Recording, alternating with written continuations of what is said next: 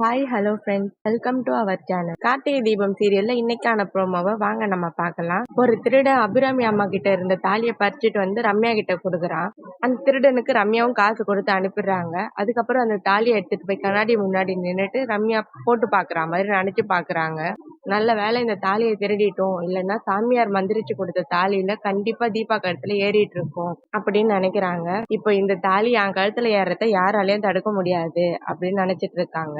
அதுக்கப்புறம் கோவிலுக்கு கார்த்திக் வந்துடுறாரு. கார்த்திக் வந்ததுக்கு அப்புறம் அபிராமி அம்மா இந்த மாதிரி தாலி திருட்டு போயிடுச்சுன்னு கார்த்திக் கிட்ட சொல்றாங்க. இதை கேட்ட கார்த்திக்கும் எப்படிமான்னு கேக்குறாரு. இதை கேட்ட அபிராமி அம்மாவும் ரம்யா என் கூட இருந்திருந்தா இதெல்லாம் நடந்திருக்குமா அப்படின்னு சொல்றாங்க. இதுல இருந்து கார்த்திக் புரிஞ்சிச்சு இதெல்லாம் ரம்யாவோட வேலைதான்னு. அதுக்கப்புறம் அபிராமி அம்மா சொல்றாங்க, இந்த தாலி கிடைக்கிறதுக்கு நான் வீட்டுக்கு போக மாட்டேன்ப்பா, நான் கோவில்லே தான் இருப்பேன்னு சொல்றாங்க.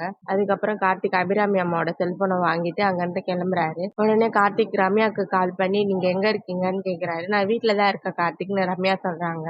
நீங்க கொஞ்சம் அம்மன் கோயில் வரைக்கும் வர முடியுமான்னு கேக்குறாரு. அதை கேட்ட ரம்யாவும் எதுக்கு கார்த்திக்னு கேக்குறாங்க. அதுக்கு கார்த்திக்கும் நீங்க வாங்க நான் சொல்றேன் அப்படின்னு சொல்றாங்க. இதை கேட்ட ரம்யாவும் கோவிலுக்கு வராங்க. அதுக்கப்புறம் ரம்யா கோவிலுக்கு வந்ததுக்கு அப்புறம் கார்த்திக் சொல்றாரு, தாலி திருட்டு போயிடுச்சுங்க, நான் போய் தேடி கொண்டு வரேன், நீங்க அது வரைக்கும் அம்மா கூட இங்கேயே இருங்க அப்படின்னு சொல்றாரு. இதை கேட்ட ரம்யாவும் எப்படி கார்த்திக் நீங்க அதை கொண்டு வருவீங்க அப்படின்னு கேக்குறாங்க. அது ஒன்றும் பிரச்சனை இல்லைங்கன்னு கார்த்திக் சொல்றாரு. அம்மாவோட செல்போன் அந்த பேக்ல தாங்க இருக்கு, அதை வச்சு நான் ட்ராக் பண்ணிடுவேன், என் ஃப்ரெண்ட் போலீஸா தான் இருக்கான் அப்படின்னு சொல்லிட்டு அங்க இருந்து கிளம்புறாரு. இதை கேட்ட ரம்யாவும் ஷாக் ஆயிட்டு யோசிச்சுட்டு இருக்காங்க. ஐயோ நம்ம மாட்டிப்போம் போலியே அப்படின்னு நினைக்கிறாங்க. உடனே கார்த்திக் அங்க இருந்து கிளம்புனதும் ரம்யாவும் அபிராமி அம்மா கிட்ட நான் வாட்டர் பாட்டில் வாங்கிட்டு வரமான்னு சொல்லிட்டு அங்க இருந்து கிளம்பிடுறாங்க. ஆனா கார்த்திக் அங்க இருந்து கிளம்பவே இல்லை. காரை மட்டும் மறைச்சு நிறுத்திட்டு அங்க மாலை கடை பின்னாடி நின்று பாத்துட்டு இருக்காரு. அதுக்கப்புறம் ரம்யா அங்க இருந்து கிளம்பி தாலி இருக்க பேக்கோட சீக்கிரமா எடுத்துட்டு கோவிலுக்கு வந்துடுறாங்க. நம்ம தாலியை எப்படியாவது அபிராமி அம்மா கிட்டயும் சேர்த்துடணும், அப்பதான் நமக்கு பிரச்சனை இல்லை அப்படின்னு சொல்லிட்டு அங்க இருந்து கிளம்பி வந்துடுறாங்க. கோவிலுக்கு வந்து இறங்குனதும் உடனே கால் பண்ணி கார்த்திக்கு சொல்லிடுறாங்க, இந்த மாதிரி தாலி கிடைச்சிருச்சு கார்த்திக், நீங்க வந்துருங்க அப்படின்னு சொல்றாங்க. அதை கேட்ட கார்த்திக்கும் எப்படிங்கன்னு கேக்குறாரு. அதுக்கு ரம்யாவும் கோவில் பக்கத்துல ஒரு 4 பேர் இந்த தாலி யாரோடதுன்னு தெரியலன்னு பேசிட்டு இருந்தாங்க, நான் தான் என் ஃப்ரெண்டோட அம்மா அதுதான் சொல்லிட்டு வாங்கிட்டு வந்துட்டேன் அப்படின்னு சொல்றாங்க. ஓகேங்க சூப்பர்னு சொல்லிட்டு கார்த்திக்கும் அங்க இருந்து கிளம்பி வந்துடுறாரு. ரம்யா கார்த்திக்காக வெயிட் பண்ணிட்டு இருக்காங்க. ரம்யா வந்தது 2 பேரும் போயிட்டு தாலி அபிராமி அம்மா கிட்ட கொடுக்குறாங்க. அதை பார்த்து அபிராமி அம்மாவும் ரொம்ப சந்தோஷப்படுறாங்க. நன்றிப்பா கார்த்தி, எப்படிப்பா கிடைச்சதுன்னு கேக்குறாங்க. அதுக்கு கார்த்திக்கும் தாலியை கொண்டு வந்தது நான் இல்லம்மா ரம்யா தான் அப்படின்னு சொல்றாங்க. என்னப்பா சொல்ற, ரம்யாவான்னு கேட்டதுக்கு ஆமாமான்னு கார்த்திக் சொல்றாரு. அதை கேட்ட அபிராமி அம்மாவும் ரம்யா உனக்கு எப்படி கிடைச்சதுன்னு கேக்குறாங்க.